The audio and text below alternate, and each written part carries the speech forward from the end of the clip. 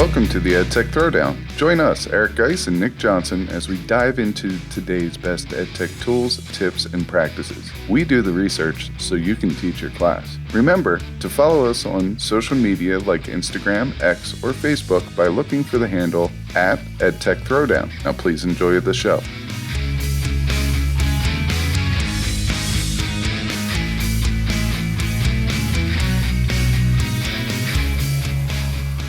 Welcome to the EdTech Throwdown. This is episode 171 called 6 Tools, Tips, and Tricks to Blast Off Your School Year. In this episode, we'll talk about the end of summer crunch time and 6 of our favorite EdTech recommendations to help blast off your school year. This is another episode you don't want to miss. Check it out.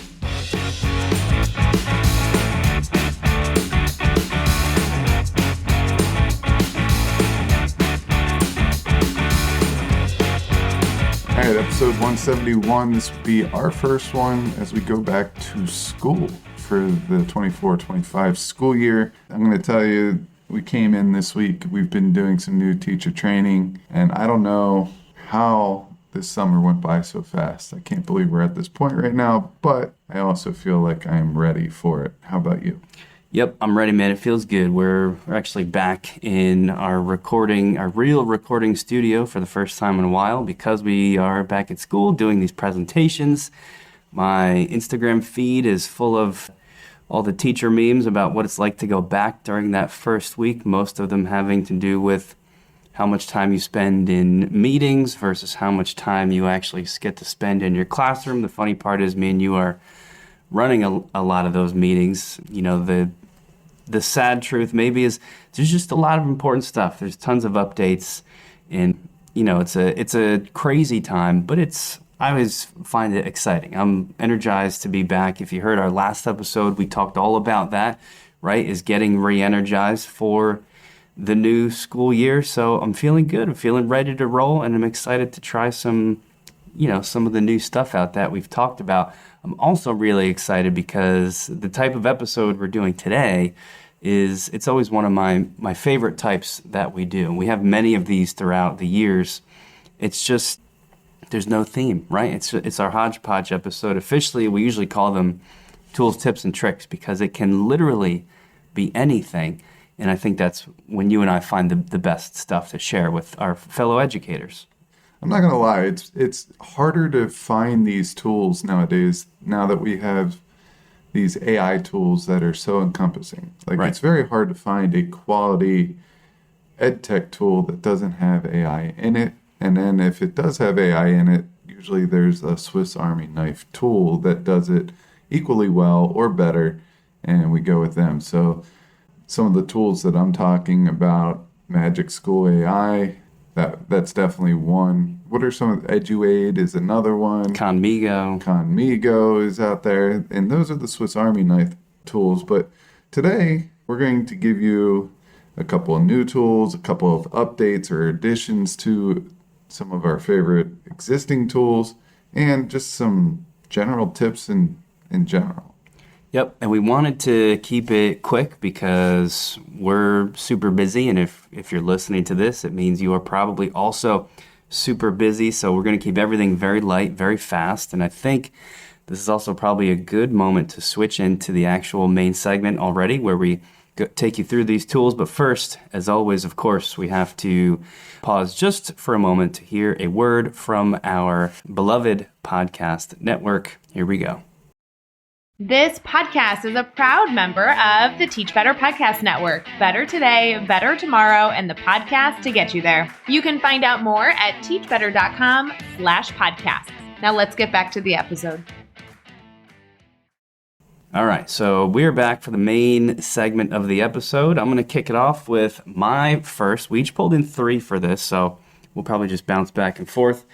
And my first one has to do with some of the AI guidelines that we've been talking about, and in particular, this aspect of AI where teachers now have to communicate to their students, probably on a assignment by assignment basis, what is allowed, what is not allowed, what can I use AI for, what can I not, can I use it at all, what are the boundaries here? And it's going to be It's going to, take some learning to figure out the best way to do that. What I have decided for this year is that I'm going to try to do it without words at all. I started writing up all this text, right? Like these paragraphs that I could just copy paste and put at the top of each assignment. But I was like, this is not going to work. We teach high school. Even if you have some students who skim that, they're not going to go through all of those paragraphs each time. Even if they did at the start of the year, as the year goes on, I could just see that being the type of thing they gloss over. So instead, I'm going to try to use icons for it. Keep it very simple. Maybe choose 3 icons that give like a quick snapshot of what they can expect. My thinking now is 1 icon that means essentially no AI is allowed. A second one that means, full reign is allowed, everything except, doing the work for you. And then another one that's like a middle ground kind of a thing. And I might have to make that a little bit more nuanced as time goes on. But I'm pulling in icons. I'm also thinking maybe those icons that they see on the Google Doc that they get might also correspond to a poster that's in the classroom where they can sort of get more info about what that means. I don't know. I'm still thinking about it, but I'm going to do it with icons. And I've always been, as you know, a nounproject.com guy. That's where I usually go for my icons. If you don't know about Noun Project, it's a great website. They have all sorts of free downloadable icons to use.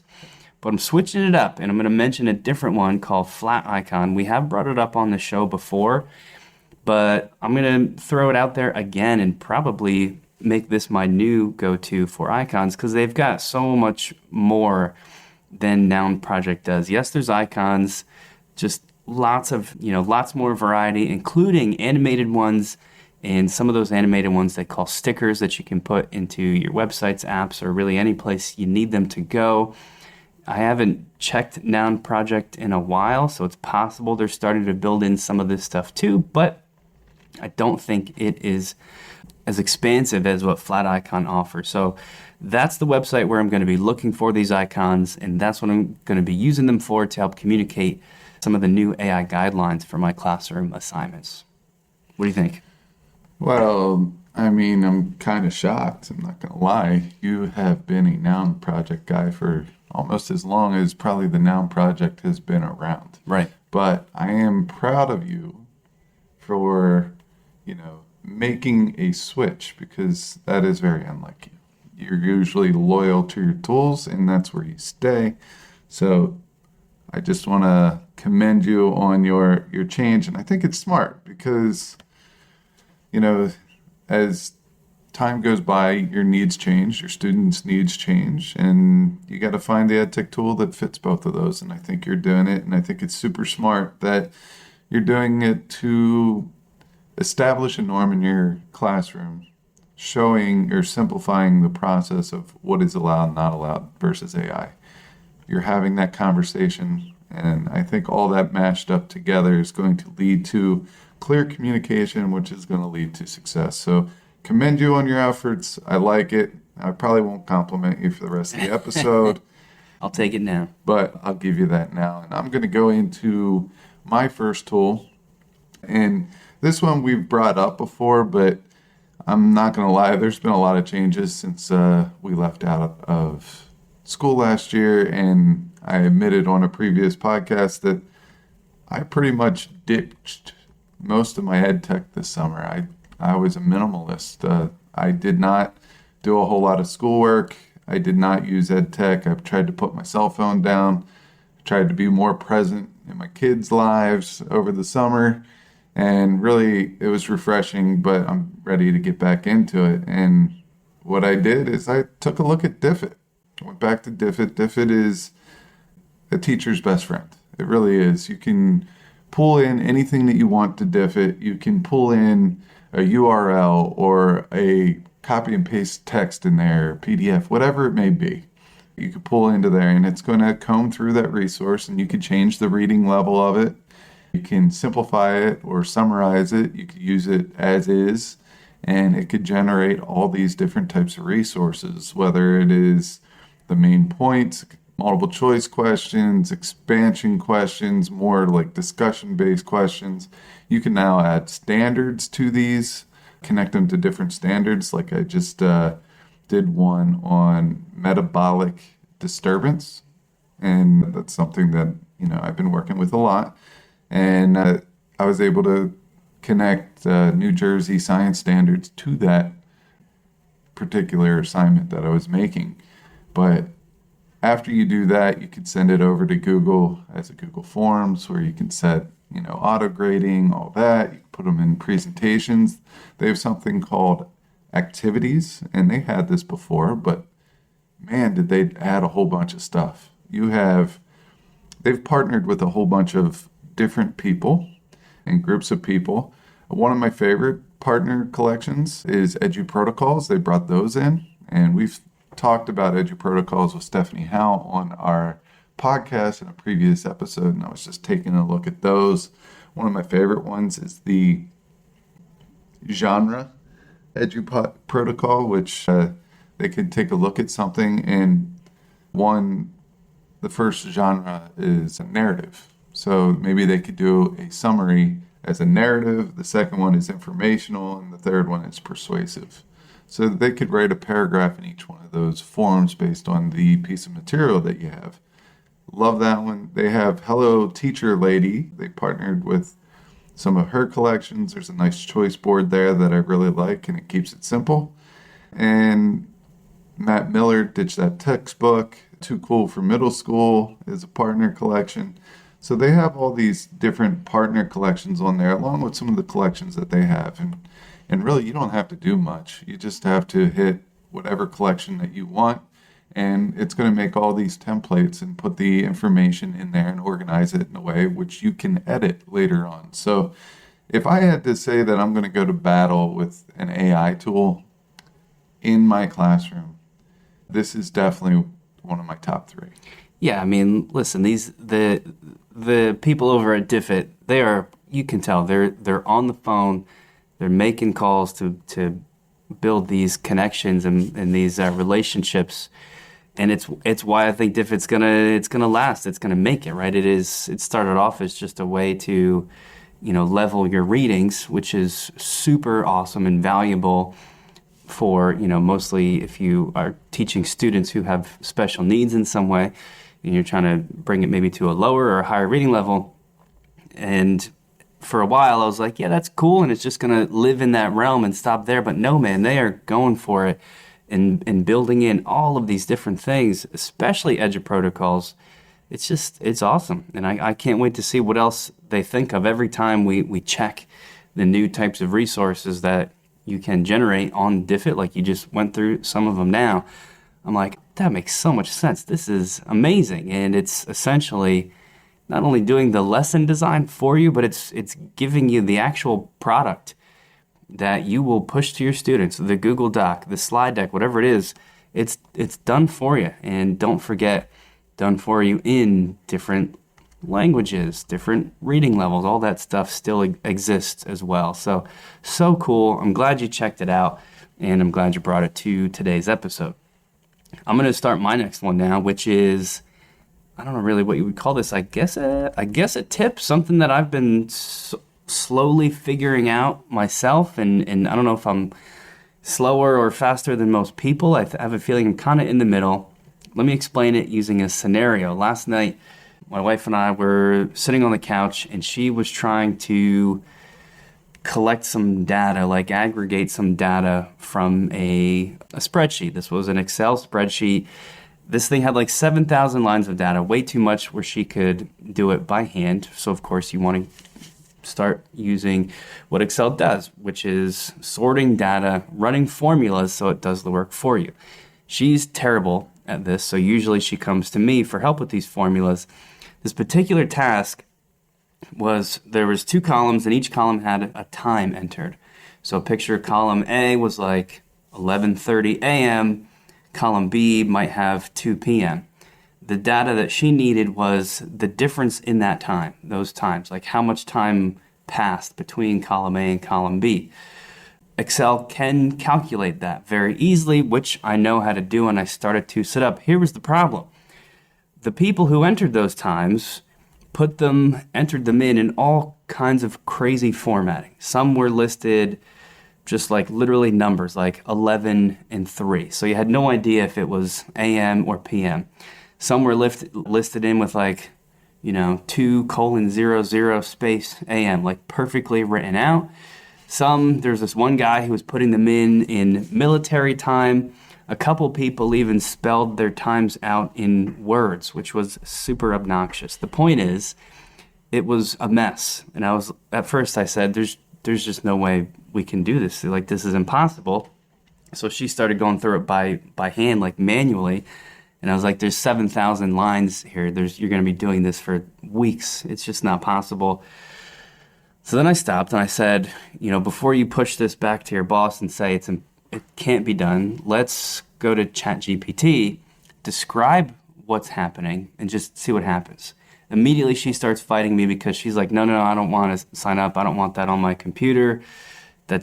She's just like she doesn't even want to know that it exists. Come on. Right. And I said, just slow down. Let me try it. And I did it. And I typed and I described out what the problem was. ChatGPT asked me a couple questions, and it literally gave me these, like a series of things to do to format the nonsense that was typed in by the people that work for her. And then it gave me the formula that I had to run afterwards to calculate this time difference. And it took some doing. It was probably about an hour of effort, but it was certainly better than the month that she would have spent trying to do all of this by hand. And that was a learning lesson for me because I don't do that enough. And that's actually why I'm mentioning it today, because I want to do more of that. I don't think any of us have an excuse anymore to say, I don't know how to do this and I don't want to go learn and do the reading, because you don't have to. You don't have to talk to anyone. You don't have to bother people to find that help. You can just describe your situation to these AI tools and get that walkthrough that you need. And I think for a lot of people, it works way better than you think. If you're hesitant and anti-AI, I would encourage you to give it a look for situations like that. Remind yourself it can be an amazing teaching tool. So just literally using AI as a tutor and a guide in this like sort of like a second person there to teach you how to do things. I know I sold my wife on it. I sold myself on it a little bit more just to kind of remember that it's there. And I wanted to remind all of you guys listening to do the same thing. So there's a hero in this story. Yeah, who is it? Well, I said I'm not complimenting you. It's ChatGPT, of course. That's what I was going to say too, but you're right. It's amazing. It just was another reminder of like, this is just an incredible tool. And the cool part is now I know how to do some stuff. My wife knows how to do some stuff. We're both better for it, so it's awesome. Hopefully that sells people on getting a free account. Yeah, for sure. On that, because it does make our lives a lot easier actually. Yeah. All right, let's get into my next one. It is called DIYMFA.com. It's do it yourself. And then I think the MFA stands for Masters of Fine Arts. So this is obviously a writing. So a Masters of Fine Arts, I've been told, because I had to do some research on this because I was trying to see what MFA was, because for me that's multi-factor authentication. But it's actually Master of Fine Arts. Okay. And basically they have a formula. And that formula is simply writing plus reading plus community equals MFA, which is Masters of Fine Arts. So it's cool that they have their own little math equation. I guess that's cross-curricular if you really want to look at it, because we have a little bit of math there. All right, if you go to this website, there's a lot of good stuff here. There's previous articles, there's speaking media podcasts, there's a whole bunch of podcast episodes within this. And then there's something called Writer Igniter. Now, Writer Igniter kind of reminds me of Flippity a little bit, one of their tools on there, which you have all these different, if you think of the wheel, or the Price is Right wheel, there are 4 wheels there, and they have it so it's basically a creative writing exercise. And I wanted to bring this up because I think if I was taught this way in high school, where I was getting a prompt or something and I just had to write for 5 minutes as a warm-up, I would have loved it. But there's 4 categories. There's a character, a situation, a prop, and a setting. And then what you do is you shuffle these up. Now, what's cool about this is the setting is a picture. So there's a lot of interpretation you could do. It's not just a word. So if I hit the shuffle button, my character is a B-list celebrity. Well, if you go down a couple lists, then that's where I would be found. But I feel like I'll just think of my wife here. She's a B-list. In my eyes, she's an A-list, but B-list, we'll just say. The situation gets lost on a hike. I could see that happening. The prop is Mardi Gras beads. And the setting, it looks like some white water. It looks like a stream. Yeah, it looks like a stream, white water. So we're in the wilderness. So getting lost on a hike, that's not a big stretch. The Mardi Gras beans, definitely breaking those off and using the bead as hopefully some type of fishing attractant to catch a fish. Right. Like power bait. And then B-list celebrity, well, I just get to play myself. So we'll do that, and I could write about this in 5 minutes. And what I would really like is what type of mood is the writing? Is it a comedy? Is it a thriller? What is it like that? I wish I would give that there too. But it's just a quick way to shuffle and write. Here's what I got on mine. I'm looking at the same thing. I've got a taxi driver that gets a cryptic letter and a lucky penny. And the setting is like a rainy city street where somebody at night and somebody's walking across the street with an umbrella. Here's what I want to do when I teach my students on the second day of school about chemistry lab equipment. They're going to go here. They get, one of these things. Everybody gets a different one because you can click shuffle, right, and auto generate. So each group has their own set of 4 things like we just compared. And they have to write a paragraph using that, but also the thing that I give them that I want them to learn about in my class, like a beaker. So they have to also be learning what a beaker's for. This is excellent. This is a really cool tool, man. Yeah, the only thing is this is randomly generated. If you wanted to customize yours, I would definitely go to Flippity. But if you want no work and it's a writing prompt, this is where you go. But for yours, I'd probably still use Flippity's category shuffler tool over there. But these little things, I like it. You could do these, put them in 4 groups and spin this 4 times in front of the whole class, and they could be off to the races in no time. The benefit of this, maybe over Flippity, is these are super weird, and they're going to get your kids talking and laughing.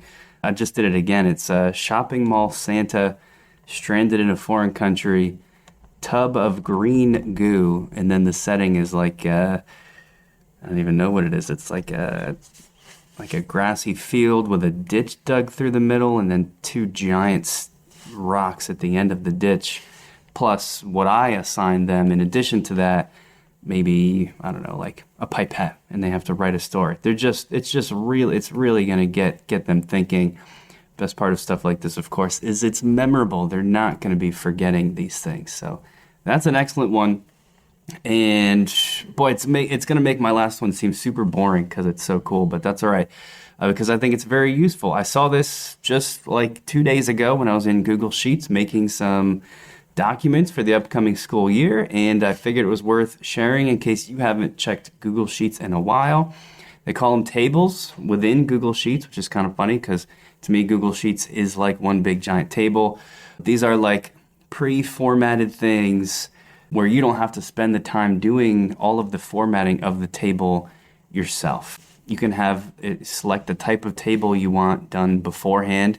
There's a list of like, I don't know, I'm going to throw out the number 20 randomly, but like 20 different types of tables for different purposes that you can have it make. And then you just fill it out.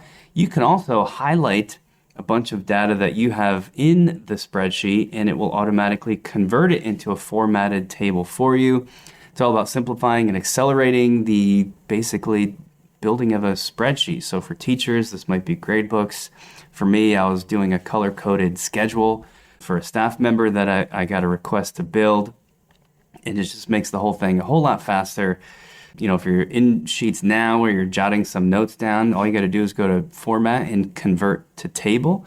and you'll find it there. And once you do that, I'm not going to walk through all the details now, but if you go to Format, Convert to Table, you'll see all the different types of tables that it can create. One of the cool things is that it's also builds in, I forget what they're called, but to me, they're just like little drop-down menus. So within the cell, there's a drop-down menu, color-coded with different, things that you can select. And there's all kinds of uses for that to help, manage classroom projects or whatever it might be. But super cool tables in Google Sheets. Google, of course, continuing to make their stuff super easy to use, and I'm a fan of that. As you know, I am a fan of any tool or any tip or trick that will allow me to look like an adequate Google Sheets user. That's right. Yeah. Let's get into my last one before we wrap up this episode. This one is called Canvastera. It's in beta, but they're doing some great things. This is a poster generator, and I know I see Canva in the name. One thing I do like about this, for me, it seems like it's like a mashup between ThingLink, between any type of a timeline maker. I just use ThingLink as my example. Kind of like a Canva poster maker, but also like a Wakelet or what is the other one I'm looking for? Oh man, there's I don't know. It's tough to come up Padlet, with. Yeah, like a Padlet. Okay. All right, because you have all these options.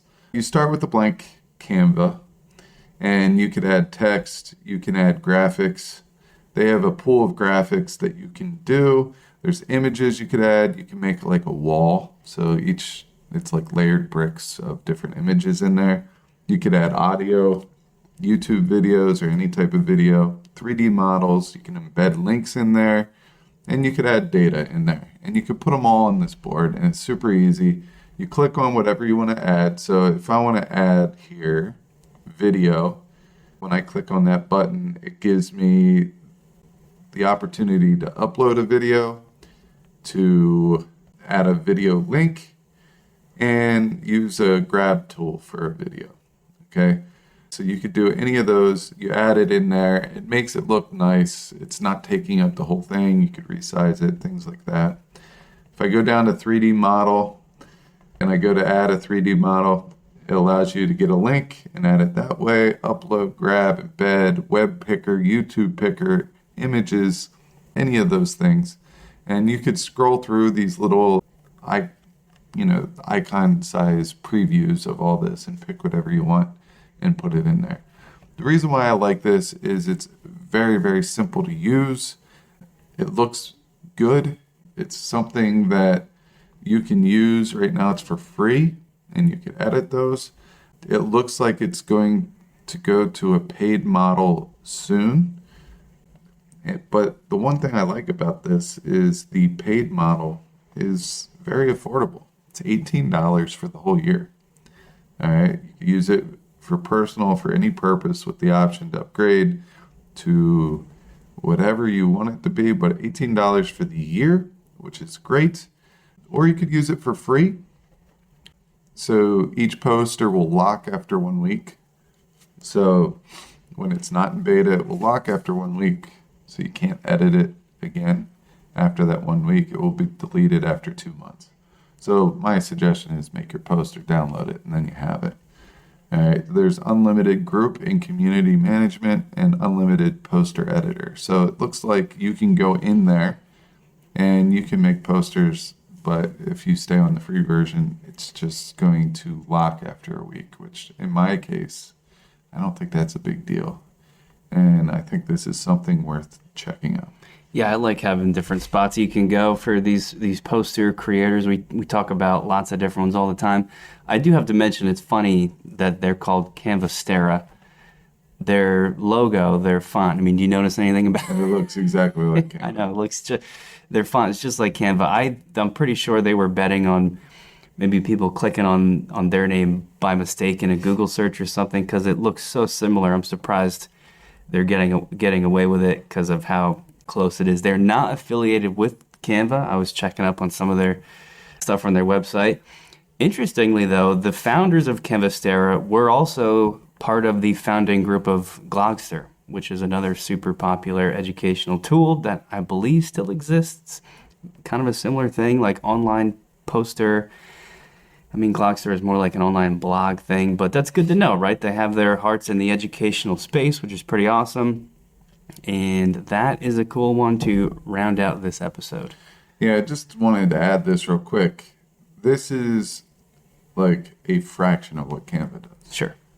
And I'm thinking my special ed group that gets way distracted, I think this is useful in that purpose. And, it's kind of a different take on a poster maker, too. So for that reason, I think it's worth checking out. Yep, I agree with you. And let's end it there. We wanted to keep this one fast, so this is the perfect spot to call it on episode 171. We hope you guys get some cool things that you want to try out this coming fall. We hope you're excited for the new school year, just like we are. And as always, thanks for listening.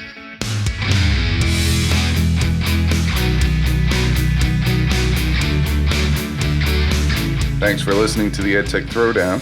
Do us a couple of favors. Subscribe to our podcast on any major podcast catcher such as Apple, Spotify, Amazon Podcasts, and Stitcher. Go over to YouTube, search the EdTech Throwdown, subscribe to the channel. You can connect with us on Twitter, Facebook, and Instagram. The show's handle is EdTech Throwdown. You can connect with Guise at Guise.tech, Nick at Nick.tech. You can write us an Apple Podcast review. You can tell your friends about www.edtechthrowdown.com. And lastly, go over and check out our friends over at the Teach Better Podcast Network, a network that we are so proudly involved with. Until next time, remember, go try some EdTech because we will do the research so you can teach your class.